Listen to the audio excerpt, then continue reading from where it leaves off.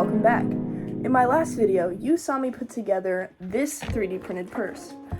For my whole line of purses, I've only ever made aesthetic purses over functional purses. So today, I'm going to show you how I made my first purse fit for daily use. To start, I wanted to mimic the design of this purse that I have been using for a year now. I like it for its crossbody design and easily accessible storage.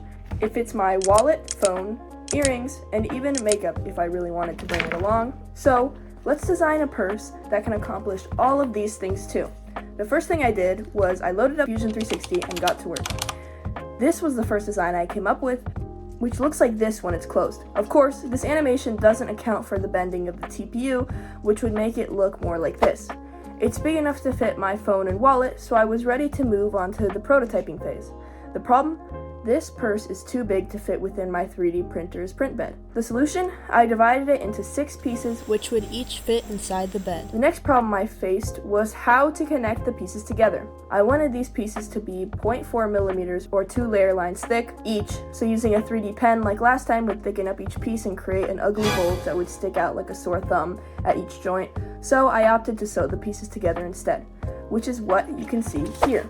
However, TPU, which is the flexible filament I use to give this purse its leather-like properties, is not easy to print with, especially when you want to print something so thin. No matter how much glue I added to the print bed, the TPU would sometimes have trouble adhering to it and would print looking like it got ripped open like an Amazon package. I couldn't really find a fix for this, so I would have to reprint almost every other piece due to around a 70% success rate of printing. So I have 2 colors of TPU filament. This translucent neon green and opaque white. Normally, I would love to have a purse this color, but after printing it, I don't really want everything in my purse to be visible from the outside. So I tried spray painting parts of the purse, which is what you can see here.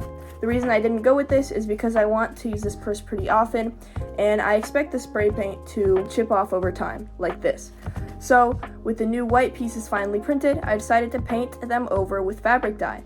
Now, I wasn't really sure if this would work because it is a fabric dye, but I bought a paint-like version of it because I can't boil these TPU pieces since they would deform from the heat, and the paint-like version worked like a charm and dyed the white pieces a beautiful matte black. I then reprinted the pieces in white again because I wanted to do a double lining on the inside.